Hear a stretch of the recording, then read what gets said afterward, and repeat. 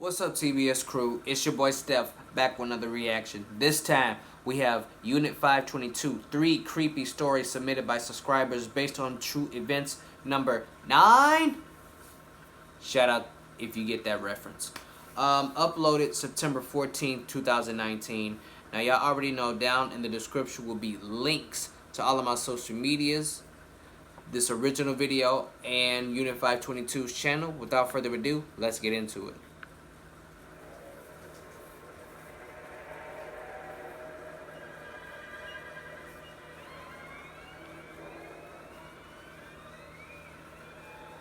I'm surprised he hasn't featured anyone in this. On these type of videos he usually do. But I'm glad when he does it by himself. In the summer of 2017, my boyfriend and I were visiting my family before my brother started middle school that August. My parents were watching TV in their room. I was working on some schoolwork, and my brother and boyfriend were playing a video game in the next room. They were gracious enough to keep the volume down so that I could concentrate on my essay. At around 8:30 p.m., I suddenly remembered that I needed to put some gas in my car. Finishing the last paragraph of my essay, I called my parents to let them know that I would be gone for a few minutes, but that I was coming straight back. The gas station was about 10 minutes from my house, so I would have been back in about 20 minutes or so. I grabbed my keys, kissed my boyfriend goodbye, and left without another word. After 10 minutes of driving, I arrived at the gas station and pulled up to the nearest pump. As I started pumping gas into my car, an old beat-up pickup truck appeared in the corner of my eye. Here we go. I turned my head to look and noticed two dark figures just sitting there. I couldn't make out any distinguishing features, but they seemed to be talking while checking out the place. I brushed it off and finished filling my tank. No, don't do that. Before I got back into my car, I decided to run into the building to grab some snacks for my boyfriend. I then walked inside and quickly picked out some items.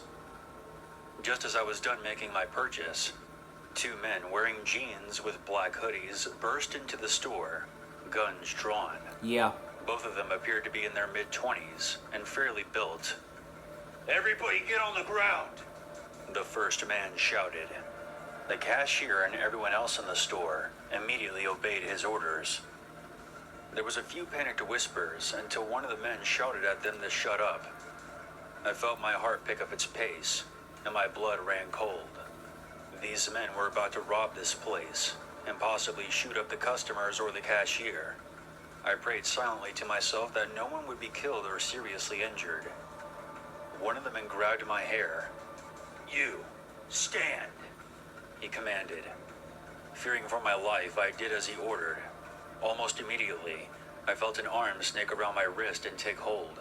I would have elbowed him, stomped his foot, or attempted to punch his face, but I was so paralyzed in fear to think or do anything. The worst part, I felt a gun aiming at the back of my head. I tried squirming away from the man's grip, but he just held me tighter and hissed at me. "Stay still, sweetheart, and no one gets hurt." The other man shouted at the cashier, "Hand over the cash, or you're gonna be scraping this bitch's brains off the wall." I had no connection with the cashier in any way, except for just being a customer at the store. But I could tell from the look in his eyes that he wanted to protect me in any way he could. He was an older guy, possibly in his 60s, with glasses on his face. I knew that he had no choice but to comply with their demands. He hastily unlocked the register. As he was handing over the cash, I felt the barrel of the gun pressed against the side of my head, and I nearly started to freak out.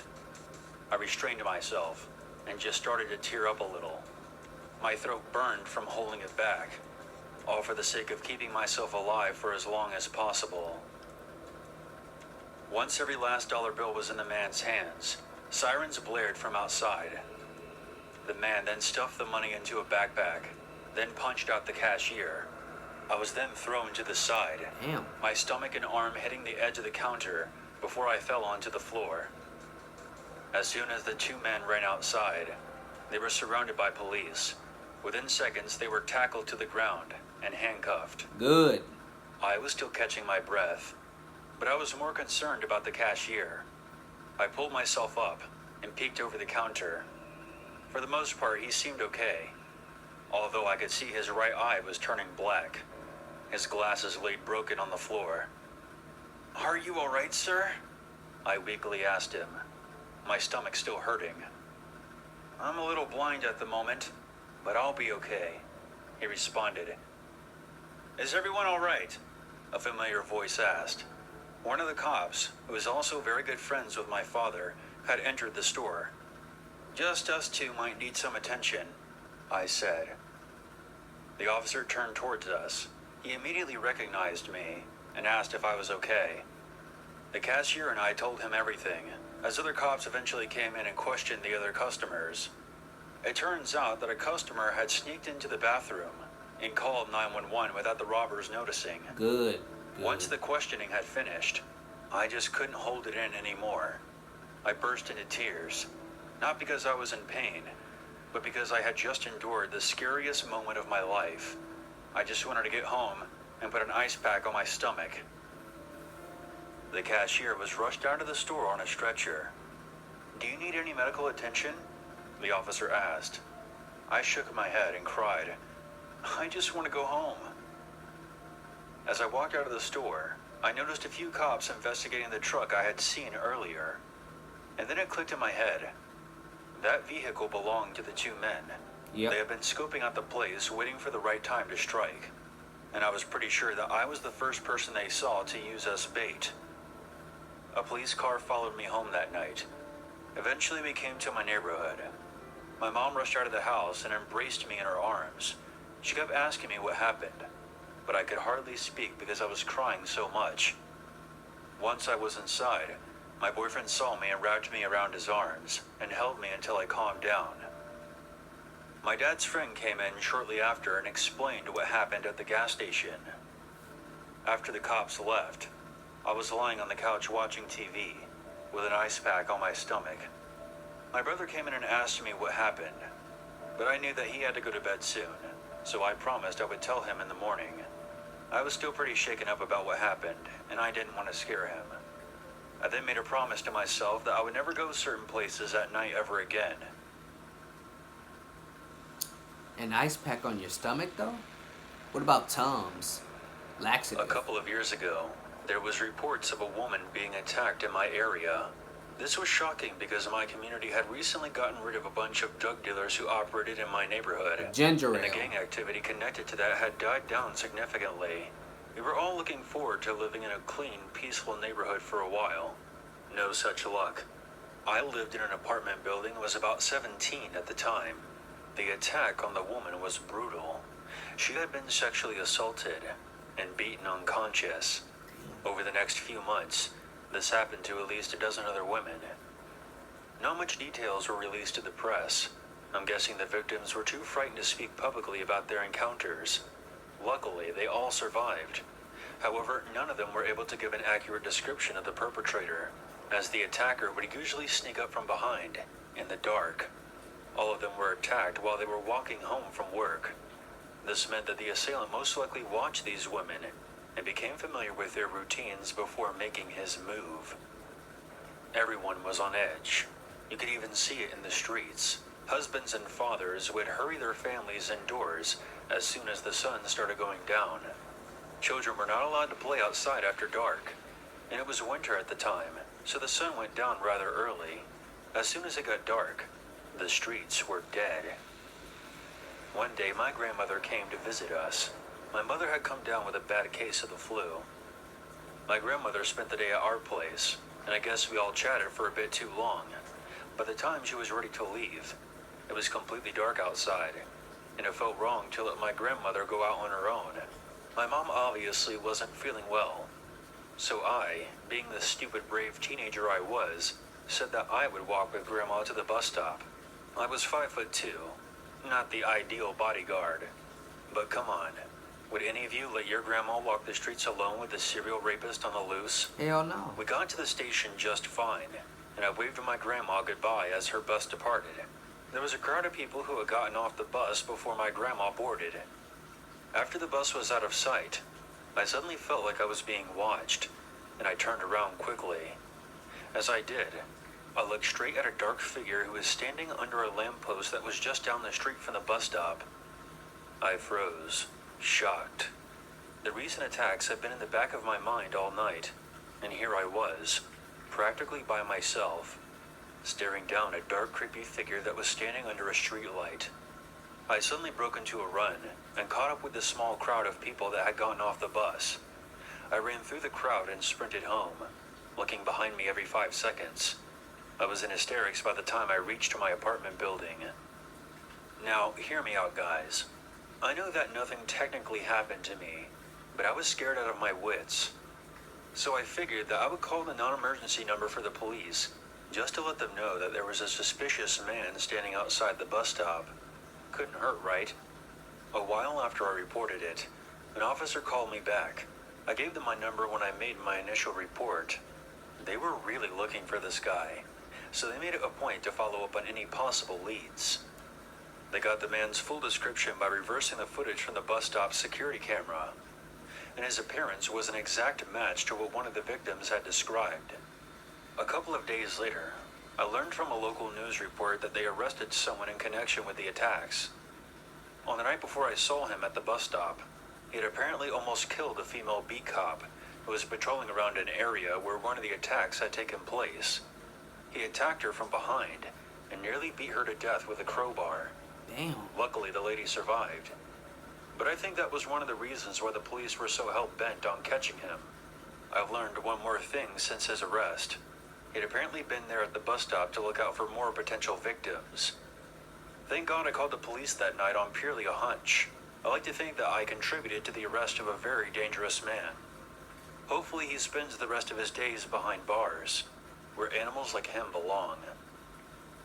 Hell yeah, those cops were dedicated to finding him. He attacked one of their own.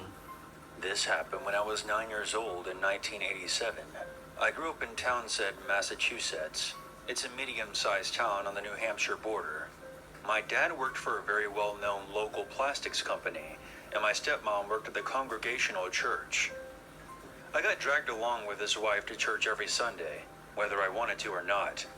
The one saving grace of going to church with my dad's wife was the opportunity to go on the playground after Sunday school class and the standing offer of cake, which they had almost every Sunday. It was one Sunday in late November. I was dragged to church with my dad's wife. Afterwards, as usual, me and the rest of the kids from class poured into the churchyard to socialize and drop cake everywhere. Now, I don't really remember what prompted me to approach a girl named Abby. She was 2 years younger than me and a lot more popular. She was somebody that I barely knew and hardly ever spoke to. But still, something within me told me that I had to tell her something important. So I sought her out on the playground that morning. "Hey, Abby," I started, feeling driven by something I couldn't explain. "You have to grow your fingernails out, so if someone tries to hurt you, you can go right for their eyes." I was dead serious as I said this. She gave me a slightly confused look and said, "Okay, why?"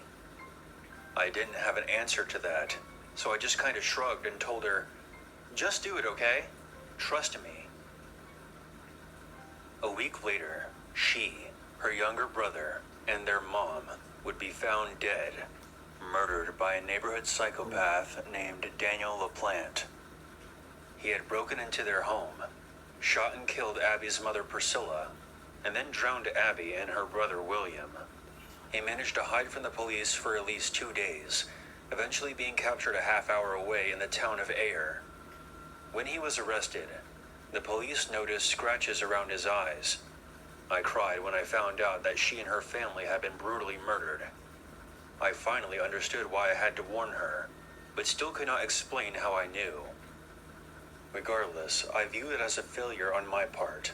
I remember being incredibly distraught about it. No 9-year-old should have that kind of burden or guilt. I feel awful about what happened to Abby and her family, and I wish I could have done more to save her life. It took me years to mentally accept what happened. Survivor's guilt is a hell of a thing, but I was just too young to fully understand.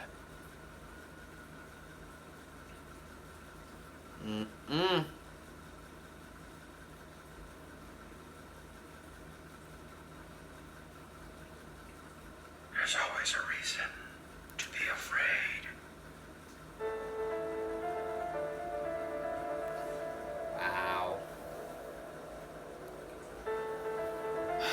That last one was depressing. I ain't gonna lie.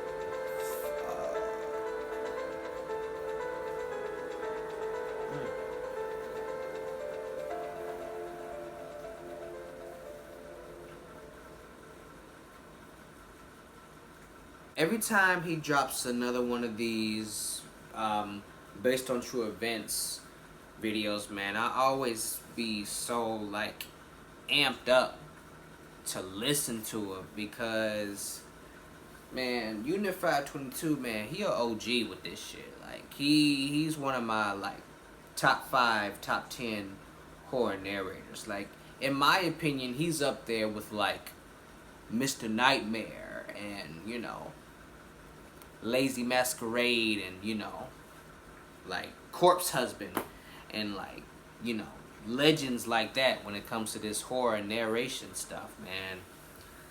Like I love whenever Mr. Nightmare, Corpse Husband, Lazy Masquerade, Unit 522, and, you know, any of my creepypasta guys, whenever they drop new material, man, I really do like it. I'm not always able to get to every single one, and I probably will never get to every single one, but I do get to a majority of them.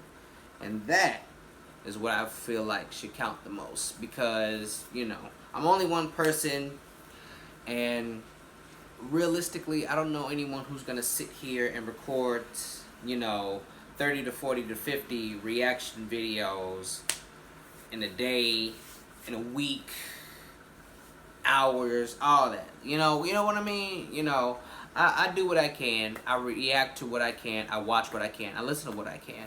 And, you know, the result, I put it out for you guys to interpret it, to enjoy it, to give me your feedback.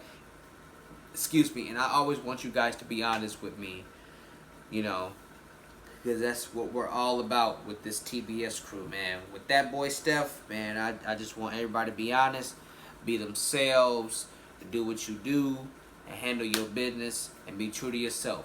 And that's it. And on that note, we out. Thank you so much, guys, for watching my video. If you enjoyed the reaction, leave a like, a comment, and share the video. And if you really liked it, subscribe to the channel, join the TBS crew, and tap that bell icon so you will get notified every time your boy Steph drop new content, which I do on a weekly basis. That is all I got for y'all this time around. Your boy Steph is out.